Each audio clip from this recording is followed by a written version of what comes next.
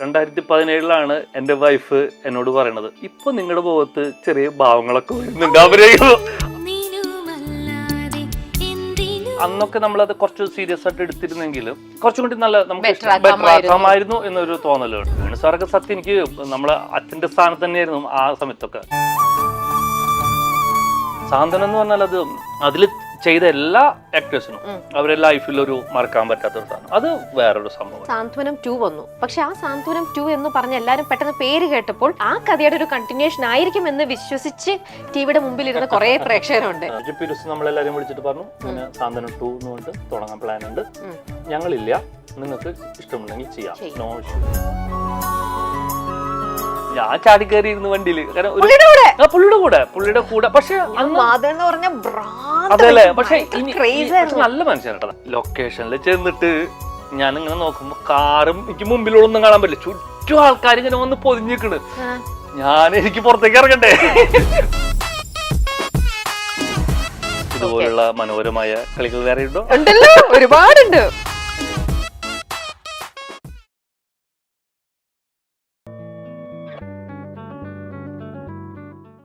AJD gold and diamonds presents സല്ലാപത്തിലേക്ക് milestone മേക്കേഴ്സിന്റെ എല്ലാ പ്രേക്ഷകർക്കും സ്വാഗതം. ഇന്ന് എന്നോടൊപ്പം സല്ലാപത്തിലുള്ളത് രാജീവേട്ടനാണ്. രാജീവേട്ടാ, hello, welcome to the show. എത്രയോ നാളുകൾക്ക് മുമ്പേ, വർഷങ്ങളൊക്കെ പറയാൻ ഇനി പറയണ്ട, കുറെ പേര് അങ്ങനെയല്ല, ഞാൻ ചിലവരുടെയൊക്കെ വർഷങ്ങൾ മുമ്പേ കണ്ടവരെയൊക്കെ വീണ്ടും ഇതുപോലെ ഇയേഴ്സ് വെച്ച് മെൻഷൻ ചെയ്യുന്നുണ്ട്. അപ്പൊ അവര് പറയുന്നത്, നീ എന്തിനാ ഇങ്ങനെ ഇയേഴ്സ് വെച്ച് മെൻഷൻ ചെയ്യണമെന്ന്, ഞാൻ വെറുതെ പ്രായം വിളിച്ച് പറയണ്ടെന്ന് പറയും. എന്നാലും ഒരു 22-23 കൊല്ലത്തെ പരിചയമാണ് രാജീവേട്ടനായിട്ടുള്ളത്. അന്ന് രാജീവേട്ടൻ അഭിനയത്തിന്റെ ചൂടുകളിലേക്ക് കാലെടുത്ത് വെച്ചപ്പോൾ കൂടെ ഞാനും ഉണ്ടായിരുന്നു. ഓർമ്മയുണ്ടല്ലോ അല്ലെ? ഓർമ്മയുണ്ട്. അങ്ങനെ ഞങ്ങൾ ഒരുമിച്ച് അഭിനയിച്ച് തുടങ്ങിയതാണ്. അതോടെ എന്റെ അഭിനയം കണ്ടത് ഞാൻ മടി കൂട്ടി പെട്ടിമ്പഴക്കി ഞാൻ പോയി. അവിടുന്ന് രാജീവേട്ടൻ അന്ന് എന്നോട് പറഞ്ഞത് എനിക്ക് ഇന്നും ഓർമ്മയുണ്ട്. ഞാൻ സീരിയലിൽ അഭിനയിക്കട്ടെ, സീരിയൽ അഭിനയിച്ചാല് ശരിക്കും നല്ലതല്ലേ, ഇങ്ങനെയൊക്കെ നല്ലതല്ലേ. എനിക്ക് അന്ന് രാജീവേട്ടൻ ജോലിയും ചെയ്യുന്നുണ്ടായിരുന്നു. അപ്പൊ ഞാൻ എന്റെ അമ്മോട് ചോദിച്ചതൊക്കെ എനിക്ക് ഓർമ്മയുണ്ട്. അമ്മ, ഞാൻ സീരിയൽ ചെയ്യട്ടെ അമ്മ, ഞാൻ അപ്പൊ ജോലി വിടണ്ടേ? അപ്പൊ എന്റെ അടുത്തും ചോദിച്ചു, അമ്മയുടെ അടുത്ത് ചോദിച്ചു, അച്ഛന്റെ അടുത്ത് ചോദിച്ചു. അന്ന് അങ്ങനെ ആകെ ഒരു കൺഫ്യൂസ്ഡ് ഒരു സ്റ്റേറ്റിലായിരുന്നു.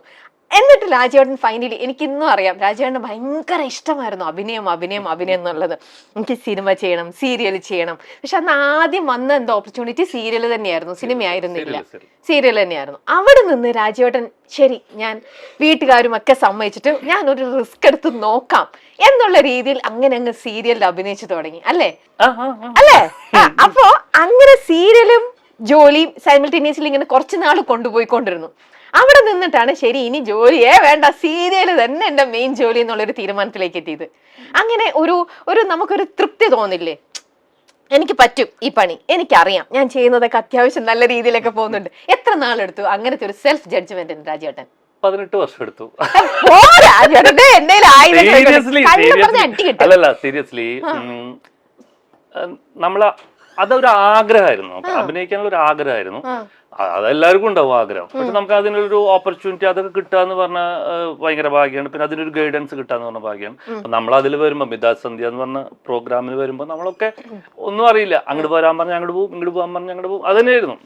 പിന്നെ ഇതുപോലെ ഭാഗ്യമാണ് എൻ്റെ ലൈഫിൽ. ഞാനിപ്പോൾ ഇവിടെ ഇരിക്കുന്നെങ്കിൽ അതൊരു വലിയൊരു ഭാഗ്യം, ആരുടെയൊക്കെയോ അനുഗ്രഹങ്ങളൊക്കെ കൊണ്ടുവന്നിട്ടുള്ളതാണ്. അപ്പോൾ നമ്മൾ ഫസ്റ്റ് ഒന്നും ചെയ്യുമ്പോൾ ഒന്നും അറിയില്ല. ഞാനത് 18 years എന്ന് പറഞ്ഞത് ചുമ്മാ അല്ല. ഫസ്റ്റ് ഞാൻ പറയാൻ കാരണം എന്താ വെച്ചാൽ 2017 എനിക്ക് ഓർമ്മയുണ്ട്. 2017 എൻ്റെ വൈഫ് എന്നോട് പറയണത്, ഇപ്പൊ നിങ്ങളുടെ മുഖത്ത് ചെറിയ ഭാവങ്ങളൊക്കെ വരുന്നുണ്ട് അഭിനയിക്കുമ്പോൾ. അപ്പൊ ആലോചിച്ചു, 2000 സ്റ്റാർട്ട് ചെയ്തിട്ട് 2017 കാരണം അപ്പോഴും നമുക്കിപ്പോ രമിക്ക് അറിയാലോ, നമ്മള് ആഗ്രഹമുണ്ട്, നമ്മളെ ആഗ്രഹം നമ്മൾ ഫുൾഫിൽ ചെയ്യുന്നു, അത്രേ ഉള്ളൂ. അപ്പൊ ഒരാൾ വന്നിട്ട് നന്നായി അഭിനയിച്ചു എന്ന് പറഞ്ഞാലും വളരെ മോശമാണെന്ന് പറഞ്ഞാലും നമ്മൾ അതിന് ഒരു ലിമിറ്റ് ഉണ്ട്. ഓക്കെ, മോശം എന്ന് പറഞ്ഞാൽ ചിലപ്പോ ഓക്കെ നന്നാക്കാൻ നമുക്ക് ശ്രമിക്കാം. ഒരുപാട് വന്നിട്ട് അടിപൊളിയാണെന്ന് പറഞ്ഞാൽ ഓക്കെ താങ്ക് യു, അതൊരു സന്തോഷം. അപ്പൊ നമ്മളതിങ്ങനെ എക്സ്പീരിയൻസ് ആണിത്, വേറെ അല്ലാണ്ട് വേറെ പഠിച്ചതൊന്നും അല്ല. എക്സ്പീരിയൻസ് ചെയ്ത് നമ്മുടെ കൂടെ അഭിനയിച്ച കുറെ പേരുടെ ഒരു സപ്പോർട്ട് ഇതൊക്കെ കൊണ്ട് ഈ 18 years എടുത്തപ്പോഴാണ് എനിക്ക് തോന്നുന്നത് ചെറുതായിട്ട് നമുക്ക് ഓക്കെ ഒന്നുകൂടി നമ്മൾ പഠിച്ച് കുറച്ചും കൂടി ഒന്ന് ഹാർഡ് വർക്ക് ചെയ്താൽ നമുക്ക് പറ്റും എന്നുള്ളൊരു തോന്നൽ വന്നു. രാജീവേട്ടൻ തുടക്കം ആൽബം തന്നെയായിരുന്നു. രാജീവേട്ടന്റെ ഫസ്റ്റ് നായിക ഞാനാണ്, അല്ല ശാരികയോട് നിനക്കായി ആണോ? അല്ല, നമ്മൾ അതന്നെ, അതൊക്കെ ഫസ്റ്റ് മിതാദ് സന്ധ്യയാണല്ലോ. മിതാദ് സന്ധ്യ അതോ അതിനകത്ത്? Thank you. ഭക്ഷണം കഴിച്ചിരുന്നോ രാവിലെ? കുറച്ച് കഴിച്ചിരുന്നു, കുഴപ്പമില്ല. ഭക്ഷണത്തിനോടൊന്നും എനിക്ക് അങ്ങനെ യാതൊരു പ്രോബ്ലം എപ്പോ കിട്ടിയാലും ഭക്ഷണം കഴിക്കും. നോർത്ത് ഇന്ത്യൻ ഭക്ഷണം ഇഷ്ടമാണല്ലോ. നമ്മുടെ ഹോയ് പഞ്ചാബിലെ സൂപ്പർ നല്ല ടേസ്റ്റി ആയിട്ടുള്ള ഭക്ഷണമാണ്. വന്നിട്ടുണ്ട്, പക്ഷെ ഞാനിത് പറഞ്ഞപ്പോ ഭയങ്കര ഹാപ്പി ആയി. ഇവിടെ വന്നിട്ടുണ്ട്, ഫാമിലി ആയിട്ട് വന്നിട്ടുണ്ട്. ഇവിടെ എറണാകുളത്ത് 3 ഉണ്ട് ഹോയ് പഞ്ചാബിന് ഔട്ട്ലെറ്റ്സ്. ഞാനും ഈ സ്ഥലത്ത് ഞാൻ ആദ്യം, ഞങ്ങൾ യൂഷ്വലി കാക്കനാട്, എനിക്ക് അടുത്താണ്, അവിടെയാണ് പോവാ. പക്ഷെ എനിക്ക് ഇവിടുത്തെ ഗൂഗിൾ മാപ്പിൽ ഇട്ടിട്ട് ഇവിടെയാണ് വന്നതോ? ഓക്കെ, അപ്പൊ നോർത്ത് ഇന്ത്യൻ ഭക്ഷണമൊക്കെ ഇഷ്ടമാണ്. അപ്പൊ നമുക്ക് കഴിക്കാം, പ്രത്യേകിച്ചും ഇവരുടെ ഭക്ഷണം ടു ഗുഡ്. ഇതെന്താണ്? What's this? Okay, chicken tikka. Okay okay, yeah please. ചിക്കനും മട്ടനും വെജും എല്ലാം കഴിക്കും അല്ലേ രാജേട്ടാ? ഒന്നും കുഴപ്പമൊന്നുമില്ല, പക്ഷെ എനിക്ക് ചിക്കനേ കഴിക്കൂ. അപ്പൊ അത് ഇതൊന്നും എനിക്ക് കിട്ടില്ല എന്നർത്ഥം. മട്ടൻ എടുക്കാൻ വരുവാണെങ്കിൽ രാജേട്ടനൊന്നും നോക്കാം, രാജേട്ടന് ഫുൾ തരും ഞാൻ. Okay boss, thank you. Okay രാജേട്ടാ, അപ്പൊ ഞങ്ങളിൽ നിന്നൊക്കെ ശരി എന്നാ ഇടട്ടെ, ഭക്ഷണം വിട്ടത് കഴിക്കട്ടെ. ഇനി കഴിച്ചോണ്ടിരിക്കുമ്പോ പറയും ഞാൻ കഴിക്കുമ്പോ മിണ്ടല്ലേന്നും പറയരുത് കേട്ടോ. അപ്പോൾ അങ്ങനെ ഞങ്ങളൊക്കെ ആയിരുന്നു തുടക്കത്തിൽ രാജീവേട്ടന്റെ നായികമാർ. അങ്ങനെ ആ ഒരു അഭിനയത്തിൽ നിന്നും അന്നൊക്കെ ഞാനൊക്കെ പിച്ച വെച്ച് തുടങ്ങിയ ഒരു പ്രായം തന്നെ പറയാമല്ലോ, നമ്മളൊക്കെ പിച്ച വെച്ച് തുടങ്ങിയത്. പക്ഷെ പിന്നീട് അവിടെ നിന്ന് ആൽബത്തിൽ നിന്നും, അന്ന് ആൽബം എന്നൊക്കെ പറയണ വലിയൊരു, ശരിക്കും അന്ന് ഭയങ്കരമായിട്ടും വലുത് മാത്രമല്ല നമുക്ക് കിട്ടിയൊരു ഭാഗ്യം എന്ന് പറഞ്ഞൊരു എസ്റ്റാബ്ലിഷ് കമ്പനിയുടെ, ഈസ്റ്റ് കോസ്റ്റ് എന്ന് പറഞ്ഞ ഒരു കമ്പനിയുടെ കൂടെ നമുക്ക് പറ്റി. അന്നൊക്കെ നമ്മളത് കുറച്ച് സീരിയസ് ആയിട്ട് എടുത്തിരുന്നെങ്കിൽ കുറച്ചും കൂടി നല്ല നമുക്ക് എന്നൊരു തോന്നലുണ്ട്. അപ്പൊ തുടക്കത്തിൽ രാജീവേട്ടൻ കുറച്ച് ഉഴപ്പിപ്പോയി, കുറച്ചും കൂടി ശ്രദ്ധിക്കണമായിരുന്നു തോന്നുന്നുണ്ടോ? ഉഴപ്പിയത് മനഃപൂർവ്വം ഉഴപ്പിയതല്ല. അത് സ്റ്റാർട്ടിങ്ങിൽ ഒരാൾക്ക് ഇപ്പൊ നമുക്കറിയില്ല, പെട്ടെന്ന് ആൾക്കാർക്ക് നമ്മളെ ഇഷ്ടാവുക, റെക്കഗ്നൈസ് ചെയ്യുക.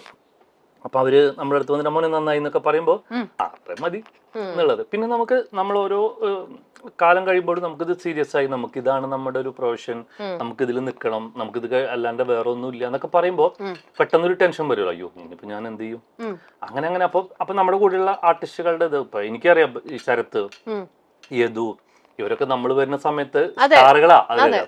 അപ്പൊ അവര് നമുക്ക് തന്നൊരു സപ്പോർട്ട് ഉണ്ട്. അവരാരും ഇപ്പൊ നമ്മളെ തമാശക്ക് കളിയാക്കുന്നല്ലാതെ സീരിയസ് ആയിട്ട് ഒന്നും നമ്മളില്ല. എപ്പോഴും എനിക്ക് ഫസ്റ്റ് ഓർമ്മയുള്ളത്, ഞാൻ വിജയകൃഷ്ണൻ സാറിന്റെ ഒരു സീരിയൽ പ്രേയസി എന്ന് പറഞ്ഞൊരു സീരിയൽ സൂര്യ ടി വിയിൽ, എന്റെ സെറ്റിൽ ചെല്ലുമ്പോൾ അവിടെ യദു ഇരിക്കുന്നുണ്ട്, മധുസാറൊക്കെ ഇരിക്കുന്നുണ്ട്. അപ്പൊ ഇവര് എനിക്കറിയില്ല, യദു നമ്മൾ സിനിമയിൽ കണ്ടിട്ടുണ്ട് എന്നല്ലാതെ. അപ്പൊ പക്ഷെ എന്നാലും നമ്മൾ ഇരിക്കെന്ന് പറയാനുള്ളൊരു ഇതുണ്ടല്ലോ. അപ്പൊ അവർക്ക് എന്നോട് ഒന്നും പറയേണ്ട ആവശ്യമില്ല ആ സമയത്തൊക്കെ. അതൊക്കെ ഇപ്പോഴും നമ്മുടെ മനസ്സിലുണ്ട്. കാരണം നമുക്ക് കിട്ടുന്ന ഫസ്റ്റ് ഒരു എക്സ്പീരിയൻസ് ആണ് അതൊക്കെ. അപ്പൊ ആ ഒരു സപ്പോർട്ടായിരിക്കാം നമുക്ക്. അങ്ങനെ ഒരു ലക്കിൽ ഞാൻ ലക്കിൽ തന്നെയാണ് വന്നിട്ടുള്ളത്. ഞാൻ അല്ലാണ്ട് വലിയ ഒരു കഴിവുള്ള ഒരാളായിരുന്നില്ല. പക്ഷെ ഇപ്പൊ എനിക്ക് പഠിക്കണമെന്നുണ്ട് നന്നായിട്ട്. ഓ, ഇനിയാണ് പഠിക്കാൻ പോണത്. ഇനി നമുക്ക് പൂനെയിലോ FTIയിലോ എല്ലാം പോയിട്ട് കാര്യമില്ല. ഇനി അതൊന്നും പഠിച്ചിട്ട് ഏക്കില്ലെന്നാണോ തോന്നണേ? ഏൽക്കല്ല, ഈ കിട്ടുന്ന എക്സ്പീരിയൻസിന്റെ അത്രയും അത് വരില്ല. പിന്നെയുണ്ട് ചില ക്യാരക്ടേഴ്സ് ചെയ്യാൻ വേണ്ടി അതിന്റെ മാനറിസവും കാര്യങ്ങളൊക്കെ അറിയാൻ വേണ്ടി പഠിക്കുന്ന ആൾക്കാരുണ്ട്. അല്ലാണ്ട് പിന്നെ ഇപ്പോ ഞാനത് പറയണത് ശരിയാണോ എന്നൊന്നും അറിയില്ല, സീരിയൽസിന്റെ ഒക്കെ ക്വാളിറ്റിയിലും ഭയങ്കര വ്യത്യാസം വന്നു തുടങ്ങി. നല്ല ആൾക്കാരുടേത് ഞാൻ എല്ലാരും കൂടിയിട്ടല്ല, ചില സ്ഥലത്ത് ഇപ്പൊ ഞാൻ തമിഴിലായാലും നമ്മള് പണ്ടൊക്കെ നമ്മളെ ഒരു സീനൊക്കെ ചെയ്ത് കഴിഞ്ഞാല് അത് ഒന്നുകൂടി ചെയ്താ അങ്ങനെയൊക്കെ പറയും. ഇപ്പൊ അതൊന്നുമില്ല. നിങ്ങള് പറഞ്ഞോ, ഇവിടെയല്ല, ഞാൻ ഇപ്പൊ തമിഴിലായാലും ഇത് തന്നെ അവസ്ഥ. നമുക്ക് വിഷമം, അയ്യോ ഇതിങ്ങനെയാണോ. പക്ഷെ ചില ഡയറക്ടേഴ്സ്, അപ്പൊ ഡയറക്ടേഴ്സ് ഒക്കെ മാറി വരും. ചില ഡയറക്ടേഴ്സ് നമ്മൾ പറഞ്ഞ 1 more പോണമാ உங்களுக்கு, ശരി ഓക്കെ, മറ്റേതങ്ങനല്ല, ശരി അത് ക്ലോസിൽ അഡ്ജസ്റ്റ് പണി. അപ്പൊ ഈ അഡ്ജസ്റ്റ്മെന്റ് ആയി എല്ലാത്തിലും. ഓ, അപ്പൊ അത് ശരിക്കും സീരിയലിന്റെ ഔട്ടിനെ ശരിക്കും ഔട്ടിനെ ബാധിക്കുക എന്ന് പറഞ്ഞാല്, സീരിയൽസ് എന്ന് പറഞ്ഞാൽ പൊതുവെ ഒരു ഫാമിലി വീടിന്റെ ഉള്ളിൽ, അത് ഫാമിലിക്ക് ഉള്ളിൽ കാണുന്ന ഒരു ഇതായി. അതിന് വലിയ ഇപ്പൊ നമ്മള് സീരിയൽ ആരും പൈസ മുടക്കി കാണുന്നില്ല. ഇല്ല. ഇപ്പൊ സിനിമയാണെങ്കിൽ പൈസ മുടക്കി കാണും. അപ്പൊ അതില് നമ്മൾ ഇഴകീറി പരിശോധിക്കും, എല്ലാവരും എങ്ങനെയാണെന്നൊക്കെ പരിശോധിക്കും. അപ്പൊ ഇഷ്ടമില്ലെങ്കിൽ ഇഷ്ടമില്ല എന്ന് തന്നെ പറയും. സീരിയൽസ് ഇപ്പൊ അവര് ശ്രദ്ധിക്കുന്നത് എന്താ വെച്ചാൽ നമ്മൾ പറയുന്ന വേർഡ്സും കാര്യങ്ങൾക്കൊക്കെ ഇമ്പോർട്ടൻസ് ഉള്ളൂ. ഇപ്പൊ ഫാമിലിയിൽ എന്ത് കഥ നടക്കണം, ആ കഥ എങ്ങനെ പറയണം, അതേ ശ്രദ്ധിക്കുന്നുള്ളൂ. അല്ലാണ്ട് നമ്മുടെ മുഖത്ത് എന്ത് വരുന്നു, നമ്മളെങ്ങനെ പെർഫോം ചെയ്യണം, ഓക്കെ നന്നായി ചെയ്താൽ പറയും, നന്നായിരുന്നു ടഫ്, ഭയങ്കരമായിട്ട് ഫീൽ ചെയ്തു എന്നൊക്കെ പറയും. ഇല്ലെങ്കിലും അവർക്ക് ആ ഡയലോഗ്സിൽ അത് രജിസ്റ്റർ ആയി അത് പോവും. അപ്പൊ നമുക്ക് ഒരു ആർട്ടിസ്റ്റിന്റെ കാര്യം ഞാൻ പറയും. ഇപ്പോൾ നമുക്കതൊരു വിഷമം, അയ്യോ ആ സീൻ കുറച്ചുകൂടി നന്നാക്കായിരുന്നു, നമ്മുടെ കൂടുതലുള്ള ആൾക്കാർ എല്ലാവരും ഉണ്ടല്ലോ, അപ്പോൾ ടൈമില്ല, അത് വേണ്ട, അത് ഇങ്ങനെ മതി എന്ന് പറഞ്ഞിട്ട് പോകുമ്പോഴുള്ള ഒരു വിഷമമുണ്ട്. അതിപ്പോ ഭയങ്കരമായിട്ട് കൂടി വരികയാണ്. അതൊരു പക്ഷേ രാജുവേട്ട ഇപ്പൊ രാജുവേണ്ടാക്കി ഇപ്പൊ എത്രയോ വർഷങ്ങളായിട്ട് സീരിയൽ ചെയ്യുന്ന ആൾക്കാരാ.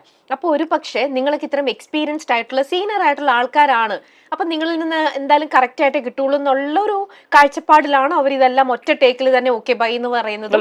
അത് ന്യൂ കമേഴ്സിനെയും ഇതുപോലെ തന്നെയാണോ? എല്ലാവർക്കും ഇതുപോലെ തന്നെ. നമ്മുടെ കൂടെ ഇപ്പൊ ഒരു സീൻ ചെയ്യുമ്പോൾ അത് ന്യൂ കമറും ഉണ്ടാവുമല്ലോ അതിലിപ്പോ.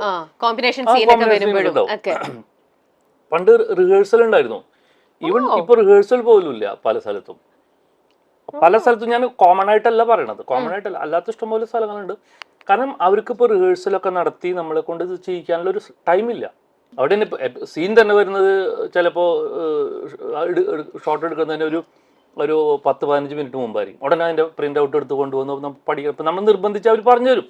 പക്ഷെ കുറെ കഴിയുമ്പോൾ നമുക്കും സാർ അത് നമുക്കൊക്കെ റിഹേഴ്സൽ എടുക്കുക, അതിന് ഒറ്റ റിഹേഴ്സൽ അത് അപ്പോഴാണ് നമ്മൾ സീൻ ഡയലോഗ്സ് കേൾക്കണത് തന്നെ. അത് കേട്ട് നമ്മൾ അത് മൈൻഡിൽ വെച്ചിട്ട് ചെയ്യണം. അപ്പൊ അതൊക്കെ ഭയങ്കരമായിട്ട് കൂടി. ഇപ്പൊ ആ ഒരു രീതിയിൽ വലിയ വർക്കും കാര്യങ്ങളും ഒരു വലിയൊരു ഹാർഡ് വർക്കോ അല്ലെങ്കിൽ തുടങ്ങി അതിന്റെ ഒരു ഇത്. പക്ഷെ നമ്മളിപ്പോ സാന്ത്വനം, ഞാൻ ലാസ്റ്റ് ചെയ്ത് സാന്ത്വനം. അതെ, സാന്ത്വനം എന്ന് പറഞ്ഞാൽ അത് അതിൽ ചെയ്ത എല്ലാ ആക്ടേഴ്സിനും അവരുടെ ലൈഫിൽ ഒരു മറക്കാൻ പറ്റാത്ത ഒരു സാധനം, അത് വേറൊരു സംഭവം. അതിലേക്ക് കയറുന്നതിന് തൊട്ട് മുന്നേ ചോദിച്ചോട്ടെ, ഇത് ഇഷ്ടപ്പെട്ടോ? ഞാനിത് ആദ്യം കഴിച്ചപ്പോ തന്നെ ഞാൻ പറയണമെന്ന് വിചാരിച്ചു. പിന്നെ വിചാരിച്ചു വേണ്ട, ഇയാളിപ്പോ അത് കഴിച്ച ഉടനെ പറയണെന്ന്. നല്ല ടേസ്റ്റ് ഉണ്ട്. ഇഷ്ടപ്പെട്ടില്ലേ? നന്നായിട്ടുണ്ട് കേട്ടാ. ഇവരുടെ ഫസ്റ്റ് ചാട്ട് ഞങ്ങൾക്ക് കൊണ്ടുതന്ന ചിക്കൻ സൂപ്പർ. ഇതുപോലുള്ള മനോഹരമായ കളികൾ വേറെ ഉണ്ടോ? ഉണ്ടല്ലോ, ഒരുപാട് വരുന്നുണ്ട്. അതാ വരുന്നോ. ഇത് ഇന്നലെ ഒന്ന് പറയായിരുന്നില്ലേ, ഞാനൊന്ന് ഡയറ്റ് ഒക്കെ ഒന്ന് എടുത്ത് നല്ല സാരല്ല, ഇനി ഒന്നും കഴിക്കണ്ട, ഇന്നത്തേക്കുള്ളത് ഫുള്ളായി. ഓക്കെ,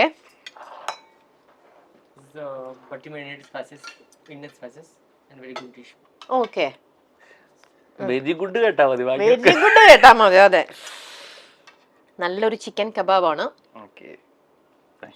അങ്ങനെ സാന്ത്വനം എന്ന വളരെ ഹിറ്റായിട്ട് പോയി.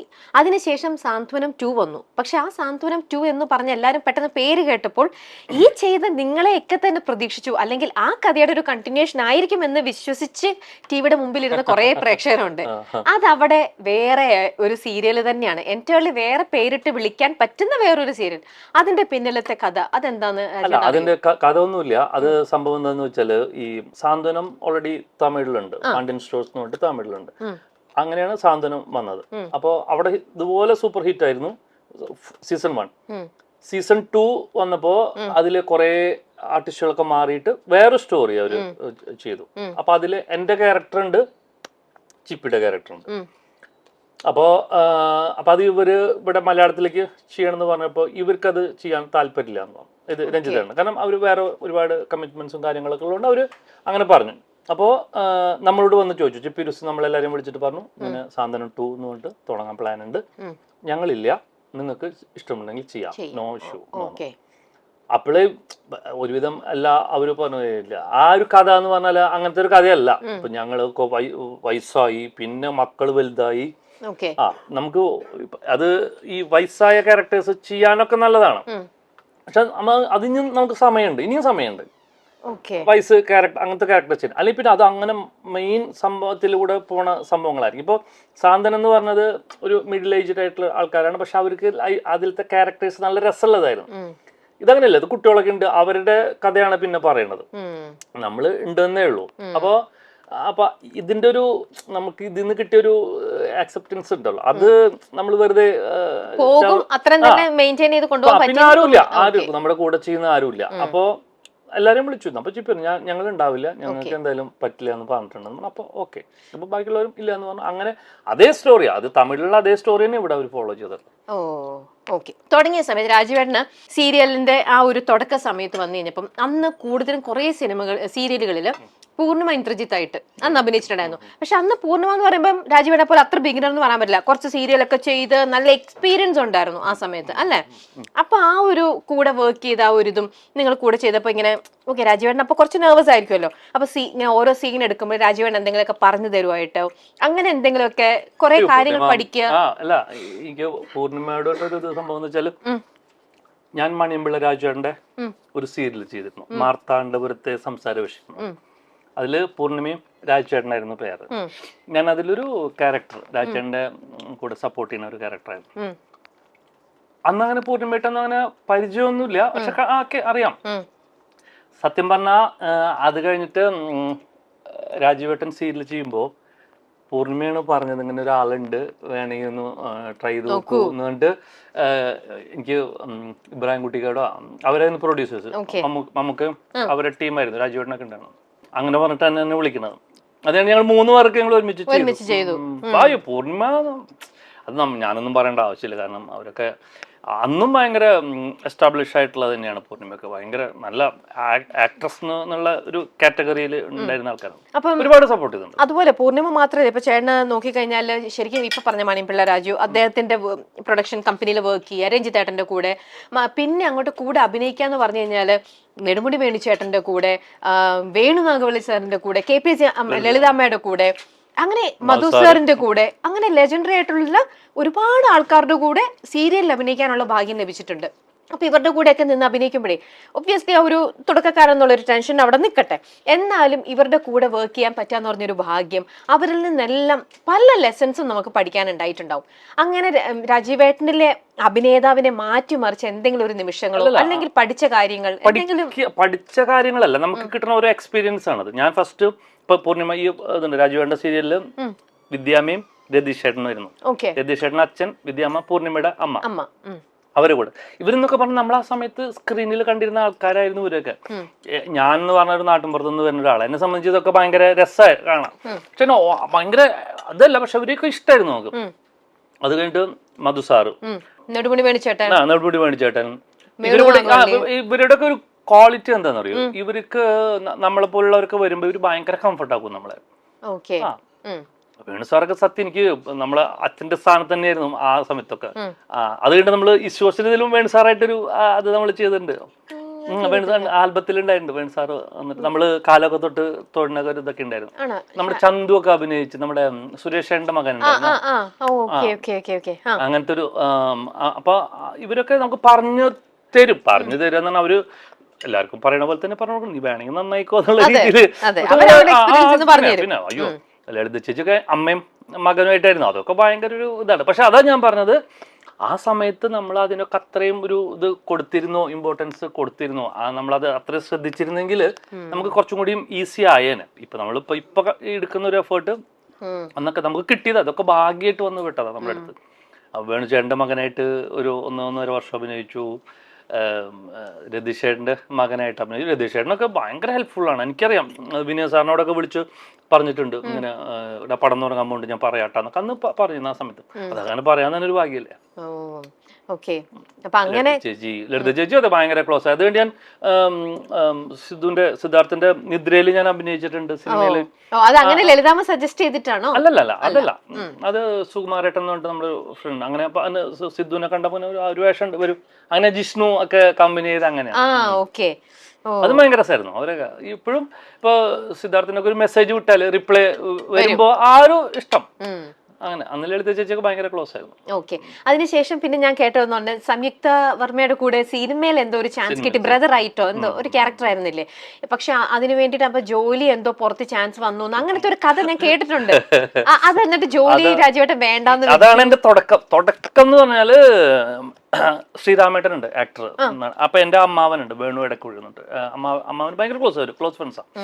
അങ്ങനെ ഞാൻ അമ്മാവനോട് പറയും, എനിക്ക് അഭിനയിക്കാനൊക്കെ ആഗ്രഹമുണ്ട്, പക്ഷെ വീട്ടിലൊക്കെ പറഞ്ഞ ചീത്ത പറയും, കാരണം ആർക്കും ഇഷ്ടമൊന്നുമല്ല. അപ്പൊ അമ്മാവന് നന്നായിട്ട് എഴുതും, ഫിലിം ഫീൽഡൊക്കെ ആയിട്ടൊക്കെ കണക്ഷൻ. അപ്പൊ അങ്ങനെ ഒരു ദിവസം പറയട്ടാ നിനക്ക് അഭിനയിക്കണോന്ന് വെച്ചു. നമ്മൾ എന്തേന്ന് വെച്ചാൽ ഇങ്ങനെ ഒരു പടം തൃശ്ശൂർ നടക്കുന്നുണ്ട്, അരുകുമാർ സാറിന്റെ പടമാണ്. ശ്രീരാമേട്ടൻ വിളിച്ചിട്ട് പറഞ്ഞു ഇങ്ങനെ അവനോടൊന്ന് വരാൻ പറയാൻ പറഞ്ഞു. അങ്ങനെ പോയതാ. അവിടെ പോയി അങ്ങനെ പറഞ്ഞൊരു ചെറിയ വേഷമാണ്, നമുക്ക് അന്ന് ചെറുതായാലും വലുതായാലും മുഖം കാണിക്കുക എന്നുള്ളൊരു ഇത് മാത്രമേ ഉള്ളൂ. അങ്ങനെ ചെയ്തതാ അത്. സ്വയംവര പന്തൽ എന്ന് പറഞ്ഞ പടം. അന്നേരം എന്താ ശരിക്കും ജോലി ശരിക്കും പുറത്ത്? അന്നേരം എനിക്ക് ഞാൻ അതിനു മുമ്പ് ഒന്ന് ദുബായിൽ പോയിരുന്നു. അപ്പൊ ദുബായിൽ പോയിട്ട് വിസ റിന്യൂവൽ എന്ന് പറഞ്ഞിട്ട് അവർ 2 മാസം നാട്ടിലേക്ക് വിട്ടോ വന്നിട്ട് ചെയ്യാന്നാ പറഞ്ഞ. അപ്പൊ പോവേണ്ട സമയപ്പോൾ ഇത് വന്നത്.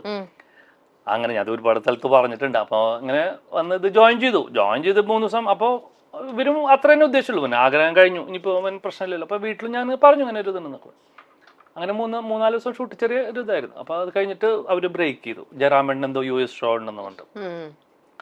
ശരി, ഓക്കെ. പിന്നെ എനിക്ക് ബ്രദറിലോ വിസ അയച്ചപ്പോൾ ഞാൻ പറഞ്ഞു ശരി ഞാൻ വരാന്നിട്ട് ഇവരെ വിളിച്ചു ഞാൻ. അപ്പോൾ അപ്പോഴാണ് അമ്മ അവനോട് ശ്രീമടാ അവനോട് പോവല്ലേന്ന് പറയാം, കാരണം ഇതിൻ്റെ കണ്ടിന്യൂഷൻ ഉണ്ട്, അടുത്ത മാസം ജയറാമേട്ടൻ വന്നാലുണ്ട് അതിൻ്റെ ഇതിൽ. അപ്പോൾ അതിൻ്റെ കണ്ടിന്യൂറ്റിൽ അവന് വേണ്ടേന്നൊക്കെ ചോദിച്ചിട്ട് അങ്ങനെ വീട്ടിലൊക്കെ ആകെ പ്രശ്നമായി അങ്ങനെ. പക്ഷെ എന്നാലും ബ്രദറിലൊക്കെ സപ്പോർട്ട് ചെയ്യാന്നു. അന്ന് ശരി നിനക്ക് അങ്ങനെ ഒരു ആഗ്രഹം ഉണ്ടെങ്കിൽ നീ ചെയ്യൂ. പക്ഷെ പടം വന്നപ്പോ അതെ അല്ല അന്നേരം പടം വന്നു കഴിഞ്ഞപ്പോ അന്നേരം റിഗ്രറ്റ് ചെയ്തോ? ശരിക്കും ഞാൻ റിഗ്രറ്റ് ചെയ്തില്ല. എനിക്ക് അങ്ങനെ ജോലിയൊന്നും എടുത്ത് ജീവിക്കാനൊന്നും അറിഞ്ഞൂടാ. വയ്യാന്നല്ലേ, അത് നമുക്ക് ഇഷ്ടമുള്ള ജോലി ചെയ്യാം. ഇപ്പൊ ഈ ഫീൽഡ് നമ്മൾ രാത്രി 2 മണി 3 മണി പുലർച്ചെ വരെയൊക്കെ വർക്ക് ചെയ്യാം, അത് കുഴപ്പമില്ല. പക്ഷെ വേറൊരു സ്ഥലത്ത് നമ്മൾ പോയിട്ട്, ഞാൻ മാർക്കറ്റിംഗ് ഫീൽഡായിരുന്നു അവിടെ. ഞാൻ രാവിലെ ബാഗൊക്കെ എടുത്ത് ഇറങ്ങും. പിന്നെ ഞാൻ എന്തെങ്കിലും വല്ല ഫ്രണ്ട്സിന്റെ അവിടെയൊക്കെ ഒന്ന് കറങ്ങി തിരിഞ്ഞു ചെയ്യുമ്പോഴേക്കും വീട്ടില് ചേച്ചിയുടെ അടുത്ത് വരും, സുഖം AC ഒക്കെ ഇട്ട് കിടന്ന് ഇറങ്ങും, അവിടെ സുഖ ജീവിതം. അതൊക്കെ രസമാണ്. അല്ലാണ്ട് ജോലിയൊന്നും എടുത്ത് എനിക്കങ്ങനെ. അപ്പൊ അവസാനം അവരെന്നെ പറഞ്ഞു, ഇവനും പറഞ്ഞ് ഒരു 10 വർഷം നിന്നാലും ഇവന് ഒരു പ്രോഡക്റ്റ് സെയിൽ ചെയ്യാൻ പറ്റില്ല. അത് നമുക്ക് ഇഷ്ടമെന്നുള്ളൂ, അപ്പോഴും പറ്റിയ പണിയെന്ന് അറിയില്ല. അത് എനിക്ക് തോന്നുന്നു ഇപ്പം അമ്മയ്ക്ക് ജോലിയുണ്ട്, അച്ഛന് ജോലിയുണ്ട്, നമുക്ക് എന്തെങ്കിലും ഫിനാൻഷ്യൽ ഇപ്പൊ പൈസ ചോദിച്ച് ഇവർ തരുന്നുണ്ട്. അപ്പൊ നമ്മുടെ നാട്ടിൻപുറത്തൊക്കെ കുറച്ചാലും ഇങ്ങനെ വായ നോക്കിയൊക്കെ നടക്കുന്ന ആ ഒരു കാറ്റഗറിയിലായിരുന്നു ഞാനും. അപ്പോൾ പിന്നെയാണ് അത് നമുക്കൊരു ചേഞ്ച്, ലൈഫിൽ ചേഞ്ച് വരുന്ന പറഞ്ഞ പോലെ. ഒരു അച്ഛൻ്റെ റിലേറ്റീവാണ് അങ്കിള് ബോംബെയിലുണ്ടായിരുന്നു. ആ പുള്ളി ഒരു ദിവസം എറണാകുളത്ത് താജ് മലബാറിൽ ഒരു മീറ്റിങ്ങിന് വന്നു. അപ്പൊ പുള്ളിയുടെ ബ്രദർ എന്നോട് പറഞ്ഞു നീ പോരണ്ട. അപ്പൊ ഞാൻ താജ് മലബാർ കണ്ടിട്ടില്ല. അപ്പൊ അവന് ശരി ഞാനും വരാം. അന്ന് ആദ്യമായിട്ട് ഈ അങ്കിളിനെ ഞാൻ കാണണം. ദൈവാദിനം പുള്ളി പറഞ്ഞു നീ എന്താ ചെയ്യണം? ഞാൻ പറഞ്ഞു അങ്ങനെ ഡിഗ്രി ഒക്കെ കഴിഞ്ഞിരിക്കുന്നു. ഡിഗ്രി കഴിഞ്ഞിരിക്കും. എത്ര വയസ്സായി? അങ്ങനെ വയസ്സാ നാണല്ലിടാ എനിക്കൊക്കെ പിന്നെ വെറുതെ നടക്കാൻ. ഞാൻ പറഞ്ഞു എന്നെ ആരും കൊണ്ടുപോകാനൊന്നുമില്ല, നീ ബോംബെക്ക് പോരെന്ന് പറഞ്ഞു. അതാണ് ഇതൊക്കെ വേണ്ടിയാണ് സിനിമ ചെയ്തേട്ടോ. അതൊക്കെ വേണ്ടിയാണ് സിനിമ ചെയ്തത്. അവിടെ പോയി ഇതുപോലെ പേപ്പറിൽ വാണ്ടഡ് മോഡൽസ് എന്നൊക്കെ പറഞ്ഞിട്ടുള്ള ഇതൊക്കെ വന്ന് അതിനൊക്കെ അപ്ലൈ ചെയ്ത് വരുന്ന അറിയാണ്ട് ഞാൻ പോയി അതൊക്കെ അറ്റൻഡ് ചെയ്ത്. അതൊക്കെ ഒരു രസം. അതൊന്നും അങ്ങനെ വലിയ കഥയായിട്ടൊന്നും പറയാനില്ല, പക്ഷെ അതൊക്കെ ഒരു ടേണിട്ട്. അപ്പൊ ഇവർക്കും ഇതേ വന്ന് ഒരാഴ്ചക്കുള്ളിൽ വിളിച്ച് അവിടെ പോയി അറ്റൻഡ് ചെയ്ത് സംഭവമുള്ളവർ കുഴപ്പമില്ലല്ലോ. പക്ഷെ എന്താ സംഭവം നമുക്കറിയാം. വെറും ജൂനിയർ ആർട്ടിസ്റ്റ് എന്ന് പറഞ്ഞാൽ ഈ ക്രോസിങ്, അന്നൊക്കെ നമ്മുടെ വിചാരം ക്യാമറ അവിടെ വെച്ചാൽ നമ്മളതിലുണ്ടാവുന്നൊക്കെ ആയിരുന്നു. പിന്നെയാണ് നമുക്കതൊക്കെ പഠിച്ചു വരുമ്പോഴാണുള്ളത്. അപ്പൊ അത് ഓരോ സ്റ്റെപ്പ് ബൈ സ്റ്റെപ്പ്. അപ്പൊ ഓരോരുത്തരും അങ്ങനെ ഓരോ സമയത്ത് നമ്മളങ്ങനെ കണക്ട് ചെയ്ത് ദൈവം കൊണ്ടുപോയി. ഓക്കെ, അപ്പൊ അങ്ങനെ മോഡലിംഗ് ചെയ്ത ആ സമയത്താണോ നമ്മുടെ തമിഴ് ആക്ടർ, ഇപ്പൊ പാൻ ഇന്ത്യൻ ആക്ടർ മാധവനായിട്ട് ഒരു മോഡലിംഗ് ചെയ്ത്? ഞാനിത് പറഞ്ഞ ആരും വിശ്വസിക്കില്ല, കാരണം എന്റെ ലൈഫിൽ എന്റെ മദർ പ്രോമിസ് ഞാൻ പറയണം, ഇതിന്റെ ഒരു ഏജൻസി ഉണ്ട്. ഇവര് നമുക്കൊരു അസൈൻമെന്റ് പോലെ 10,000 രൂപ കൊടുത്തു കഴിഞ്ഞാൽ നമുക്ക് ഒരു റോളിന്റെ പോർട്ട്ഫോളിയോ അവർ ചെയ്തു തരും. അപ്പോ എൻ്റെ 10 കൊടുക്കാനില്ല, 5 രൂപ. അപ്പൊ അവര് പറഞ്ഞു അതനുസരിച്ച് തരാം നിങ്ങൾക്ക്. എന്നിട്ട് അവർ ഫോട്ടോസൊക്കെ എടുത്തു. ഞാൻ ജുഹൂബിച്ചിൽ കോട്ടൊക്കെ ഇട്ട് ഭയങ്കര മേക്കപ്പ് ഒക്കെ ഇട്ട് സ്റ്റൈലിൽ കിടക്കണം. അപ്പൊ ആൾക്കാരൊക്കെ ഇങ്ങനെ നോക്കണം. അപ്പൊ ഞാൻ ഈശ്വര ഇത് ശരിക്കും നിനക്ക് ഉണ്ടോ? അത് കഴിഞ്ഞു. വൈകുന്നേരം ഇപ്പൊ ഷൂട്ടൊക്കെ കഴിഞ്ഞ് ഒരു ഫോട്ടോസൊക്കെ റെഡി ആയി. അപ്പൊ അവര് 3 days കഴിഞ്ഞപ്പോ എന്നെ വിളിച്ചിട്ട് പറഞ്ഞു നിങ്ങൾക്കൊരു അസൈൻമെന്റ് പോലെ വർക്ക് ഉണ്ട്, ചർച്ച് ഗേറ്റിൽ വരാൻ പറഞ്ഞു. ഡ്രസ്സൊക്കെ എടുത്തിട്ട് രാവിലെ ബാഗൊക്കെ സെറ്റ് ചെയ്ത്. അപ്പൊ അങ്കിളിനൊക്കെ ഇവൻ വന്ന് ഇത്ര പെട്ടെന്ന് ഷൂട്ടിങ് പിന്നെ മുമ്പ് കൊണ്ടുവരായിരുന്നു അങ്ങനെ പോയി. അപ്പൊ അവിടെ ചെല്ലുമ്പോഴാണ് അവരുടെ ഓഫീസിന്റെ അവിടെ എത്തിയപ്പോ ഒരു കോൺട്രാക്ട് കാരണം ഇങ്ങനെ ഒരാൾ ഇങ്ങനെ ചാരിയൊക്കെ അവിടെ. അപ്പൊ പുള്ളി എനിക്കറിയാം, ഞാൻ മാധവന് ആ സമയത്ത് ഞാൻ കണ്ടിട്ടുണ്ട്. സിയോക്സ് എന്ന് പറഞ്ഞിട്ട് സീരിയലിൽ ഞാൻ കണ്ടിട്ടുകൊണ്ട് എനിക്കറിയാം പുള്ളി. അപ്പൊ പുള്ളി എനിക്ക് അങ്ങനെ ഇംഗ്ലീഷൊന്നും നമുക്ക് അങ്ങനെ പിടിച്ചു വലിച്ചൊന്നുമില്ല, ശരിയായിട്ട് സംസാരിച്ച പുള്ളി പാലക്കാട് കണക്ഷനൊക്കെ മലയാളമൊക്കെ പറഞ്ഞ പുള്ളിക്ക് മനസ്സിലായി. അപ്പോഴേക്കും അവരുടെ ഹെഡ് വന്ന് പുള്ളിയോട് സംസാരിച്ചു. പുള്ളിയോട് പറഞ്ഞു ഇന്ന സ്ഥലത്തെ ഷൂട്ട് എന്നിട്ട് അവർ കയറണം. അപ്പൊ ഞാനിങ്ങനെ നിൽക്കുക. അപ്പൊ എന്നോട് ചോദിച്ചു വരുന്നുണ്ടോ എന്ന് ചോദിച്ചു. അതൊന്നും ചോദിക്കേണ്ട ഒരു കാര്യവും പുള്ളിക്കില്ല. ഞാൻ ചാടി കയറി ഇരുന്ന് വണ്ടിയിൽ. കാരണം പുള്ളിയുടെ കൂടെ. പക്ഷെ അതല്ലേ, പക്ഷെ നല്ല മനുഷ്യൻ കേട്ടോ. അന്ന് ഞാൻ എനിക്കറിയാം. അപ്പൊ ഒരു ചോക്ലേറ്റ് ബ്രൗൺ ആ ഇതിലൊരു കൊണ്ടസ കാറാണ്. അതിൽ മറ്റേ വാക്കി ടോക്കി എന്തൊക്കെയോ സാധനങ്ങളൊക്കെ ഉണ്ടായില്ല അന്ന് ആ കാറിൽ. ഞാൻ ഫ്രണ്ടിലിരുന്ന് ലൊക്കേഷനിൽ ചെന്നിട്ട് ഞാൻ ഇങ്ങനെ നോക്കുമ്പോ കാറും എനിക്ക് മുമ്പിലൊന്നും കാണാൻ പറ്റില്ല. ചുറ്റും ആൾക്കാർ ഇങ്ങനെ വന്ന് പൊതിഞ്ഞിക്കണ്. എനിക്ക് പുറത്തേക്ക് ഇറങ്ങണ്ടേ? പുള്ളിയൊന്നുമില്ല. പുള്ളി ഒരാൾക്ക് ലിഫ്റ്റ് കൊടുത്തത്. ഞാൻ പുറത്തേക്ക് ഇറങ്ങാൻ പറ്റും പാടാ. അതിൻ്റെ ഉള്ളിൽ ഞാൻ ജീവനും കൊണ്ട് ഇറങ്ങിയത്. ബാഗൊക്കെ വള്ളിയൊക്കെ പിടിച്ച് വലിച്ചിട്ട് ഞാൻ അങ്ങനെ ഇറങ്ങിയത്. പിന്നെ ഈ മനുഷ്യനെ ഞാൻ കണ്ടിട്ടില്ല. അപ്പൊ പുള്ളി അത് അപ്പോഴാണ് ഞാൻ ആലോചിച്ചു, ഈശ്വര ഇത്രയും വലിയൊരാളുടെ കൂടെയാണ് ഞാൻ. അന്നും പിന്നെയാണ് മാധവന്റെ ഒരു ഭയങ്കര ഗ്രോത്ത് നമ്മൾ കാണുന്നത്. അപ്പൊ ഞാൻ ഇത് ഇത്രയും ലക്കുണ്ട് നമുക്ക്. ഒന്നുമില്ലാത്തൊരു സമയത്ത് ഇയാളുടെ അടുത്ത് പോയി നിന്ന് ഇയാളെ കാറിൽ കയറി പോവാന്ന് പറഞ്ഞാൽ. അപ്പൊ ഞാൻ പിന്നെ അന്നൊക്കെ പറയാൻ എനിക്ക് ഇഷ്ടമായിരുന്നു. പിന്നെ ഞാൻ ആലോചിച്ചു, ഇത് തള്ളായിട്ട് തോന്നുന്നു ആൾക്കാർക്ക്. കാരണം ഇത് ഇവിടെ അല്ല, അവിടെ പോയിട്ടില്ല, ആരും കണ്ടിട്ടില്ല, ഞാൻ തന്നെ കണ്ടിട്ടുള്ളൂ. അപ്പൊ അതൊക്കെ ഒരു ഭയങ്കര. അന്നൊന്നും നമുക്ക് ഫോൺ ഇതൊന്നുമില്ല. ഉള്ള വലിയൊരു ഫോൺ എന്തോ മറ്റായിരുന്നു. പക്ഷെ ഇന്നൊക്കെയാണ് നമുക്ക് ഫോട്ടോ എടുത്ത് കാണിക്കത് എന്നൊക്കെ പറഞ്ഞു. ഭയങ്കര അത് ഭയങ്കര സംഭവം. പിന്നെ വിദ്യാബാലന്റെ കൂടെ എന്തോ ചെയ്തിട്ടുണ്ട് അല്ലെ? അങ്ങനെ വേറെ കുറെ സെലിബ്രിറ്റി 3-4 പേരുടെ കൂടെ ചെയ്തിട്ടുണ്ട്. വിദ്യാബാലന്റെ കൂടെ ഇതൊക്കെ ഇതുപോലെ ഞാൻ ചെന്നൈയിൽ ചാൻസ് ഒക്കെ ചോദിച്ച് നടക്കുന്ന സമയത്ത് നമ്മുടെ ജബ്ബാർ കല്ലറയ്ക്ക് ആഡ് ഫിലിം മേക്കർ. അങ്ങനെ ഇടയ്ക്ക് പുള്ളിയുടെ ഒരു ഞാനും രഞ്ജിനി ഹരിദാസും കൂടി ഒരു ഹവാക്കറ വായിച്ചപ്പലിന്റെ ഒരു ആഡ് ഇവിടെ ചെയ്തിട്ടുണ്ട്. അപ്പോ ഇങ്ങനെ വിളിക്കും, എന്താ നീ എവിടെയാ? ഞാൻ ചെന്നൈയിലുണ്ട്. ചെന്നൈയിൽ എവിടെയുണ്ട്? എന്നാ നിങ്ങോട്ട് വാ. എന്നിട്ട് ഷാജഹാൻ ഗാർഡൻ എന്നിട്ട് അവിടെ സ്ഥലത്ത് പോയി. അപ്പൊ അവിടെ ആലുക്കാസ് ജ്വല്ലറി എന്തോ എറണാകുളത്ത് ബേസ് ചെയ്തിട്ടുള്ള അതിന്റെ ആഡ്. അങ്ങനെ അതിലൊരു വേഷം ചെയ്ത് അതില് വിദ്യാബാലൻ ഉണ്ടാകുന്നത്. അതാ പറഞ്ഞത്. അതാ അങ്ങനെ ഒരു നമുക്ക് ഇതൊക്കെ ഓർക്കുമ്പോ നമുക്ക് വലിയ കാര്യങ്ങൾ. നമുക്ക് വേറെ ആൾ പറയുമ്പോ അത് എത്രത്തോളം ഇതാന്ന് അറിയില്ല. അങ്ങനത്തെ രീതിയിലായിരിക്കും. ഇപ്പൊ പറയുമ്പോ ഇപ്പത്തെ ആൾക്കാർ വിദ്യാബാലൻ അങ്ങനെ വലിയ ആർട്ടിസ്റ്റ് അല്ല. പക്ഷെ ഈ അഡ്വർടൈസിംഗ് ഫീൽഡിലൊക്കെ അവര് ഭയങ്കര അതാണ്. അത്ര തന്നെ ഉള്ളൂ. പിന്നീട് അങ്ങോട്ട് ഈ സീരിയലിൽ സജീവമായി കഴിഞ്ഞിട്ട് പിന്നെ ഈ മോഡലിംഗിലേക്ക് അത്രയും തിരിഞ്ഞു അങ്ങനെ അധികം ഇൻവോൾവ് ആയില്ല. ഇല്ല, പിന്നെ എനിക്ക് തോന്നുന്നു ഞാൻ നല്ലൊരു വർക്ക് ചെയ്തിട്ടുള്ള പിന്നെ കിറ്റക്സ്. ഓക്കെ, പക്ഷെ എന്നാലും കുറഞ്ഞു. അത് ചേട്ടനായിട്ട് വേണ്ടെന്ന് വെച്ചിട്ടാണോ? മോഡലിംഗ് നമ്മളിപ്പോ ഫ്രഷ് ഇത് വേണം. സീരിയലിന്റെ ഒരു പ്രശ്നം എന്താന്ന് വെച്ചാല് ഒരു സീരിയൽ ഒരു വർഷമൊക്കെ പോകും. ഒരു വർഷം ഒരു ക്യാരക്ടറിനെ കാണുമ്പോൾ അതാണ് സീരിയലിലെ മെയിൻ പ്രോബ്ലം പറയണം. കാരണം നമുക്കിപ്പോ സിനിമയിൽ നമ്മളെ ചോദിക്കുമ്പോൾ പറഞ്ഞു, അത് കണ്ട് മടുത്തു. അതുകൊണ്ട് ഞാൻ ഇല്ലാന്നൊന്നും പറയണമെന്നില്ല. പക്ഷെ ഇപ്പൊ കുറെയൊക്കെ ചേഞ്ച് വന്നിട്ടുണ്ട്. ഇപ്പൊ കുറെ പേരൊക്കെ വരുന്നുണ്ട്. അപ്പൊ ആഡിനും. പക്ഷെ ചില സമയത്ത് ഇപ്പൊ ഞാൻ പ്രകാശ് സാറിന് VKP അവരെ കൂടെ ഒരു ആഡ് ചെയ്തിട്ടുണ്ട്, റെയിൻബോ മിൽക്ക് എന്നുണ്ട്. അത് മിഡിൽ ഈസ്റ്റിന് വേണ്ടിയിട്ട്. അതൊന്നും പക്ഷെ അവരൊക്കെ ഈ സീരിയൽ ഇത് ത്രൂ ആണ് നമ്മളെ വിളിക്കുന്നത്. ഈവൻ പാപ്പി അപ്പച്ചൻ സിനിമ ചെയ്ത് ഞാൻ സീരിയൽ ത്രൂ ശരിയാണ്. അതിലേക്ക് ക്യാരക്ടർ വിളിച്ചത് ഞാൻ എന്റെ മാനസപുത്രി എന്ന് പറഞ്ഞ സീരിയൽ ചെയ്തുകൊണ്ടിരിക്കുമ്പോഴാണ് എന്നെ വിളിക്കുന്നത്. അപ്പൊ ഞാൻ പറഞ്ഞു, ഞാൻ കളിയാക്കാന്ന് വിചാരിച്ചിട്ടാണ്. അവൻ ഇല്ല നീ വേമ്പാ റോഷൻ ചിറ്റൂര് വിളിച്ചിട്ട് പറഞ്ഞു, നീ ദിലീപേണ്ണൊന്ന് കാണണമെന്ന് പറഞ്ഞു. അപ്പൊ അത് സിനിമ തുടങ്ങിയതിന് ശേഷം അനുപ ദിലീപേണ്ണ ബ്രദർ ഉണ്ടല്ലോ, നല്ല ഭയങ്കര കമ്പനിയാട്ടോ. അപ്പൊ എന്നോട് പറയും, എന്റെ വൈഫൊക്കെ പറഞ്ഞു നിന്നെ വെക്കാനൊക്കെ. കാരണം അവര് നിന്നെ സീരിയലിൽ കണ്ടിട്ടുണ്ട്. അപ്പൊ ഇവനാകുമ്പോ പാവാണ്, ആർക്കും അങ്ങനെ ഒരു ഡൗട്ട് ഒന്നും വരില്ല. അപ്പൊ അതൊരു ഭാഗ്യല്ലേ. അങ്ങനെ അതാ പറഞ്ഞ ഭാഗ്യം എന്ന് പറഞ്ഞ ഒരു ഫാക്ടർ നമ്മുടെ കൂടെ ഉണ്ടെങ്കിൽ ആ സമയത്ത് നമുക്ക് കറക്റ്റ്. ഇപ്പൊ ഒരു ഡയറക്ടർ ആണെങ്കിൽ ഞാൻ ശരി ഓക്കെ ആ ഒരു ഇതുണ്ട്. അത് എപ്പോഴാ വരിക നമുക്ക് പറയാം. പക്ഷെ അന്ന് അപ്പം ഈ പാപ്പിയപ്പച്ചയിലെ ക്യാരക്ടർ ആണെങ്കിൽ പോലും ശരിക്കും നല്ലൊരു കഥാപാത്രമായിരുന്നു, ശ്രദ്ധിക്കപ്പെട്ട കഥാപാത്രമാണ്. എന്നിരുന്നാലും പോലും പിന്നീട് അങ്ങോട്ട് സിനിമയിൽ രാജീവേണ്ണ ഒരിക്കലും ഏതോ ഒരു ഇന്റർവ്യൂലാന്ന് തോന്നുന്നു എവിടെയോ പറഞ്ഞത് ഞാൻ ഓർത്തു വെച്ചിട്ടുണ്ട്, എനിക്ക് എന്നെ മാർക്കറ്റ് ചെയ്യാൻ ശരിക്കും അറിയില്ല, അതുകൊണ്ടായിരിക്കണം ഒരുപക്ഷെ സിനിമയിൽ എനിക്ക് ചാൻസ് കുറഞ്ഞൊരു ഡയലോഗ്.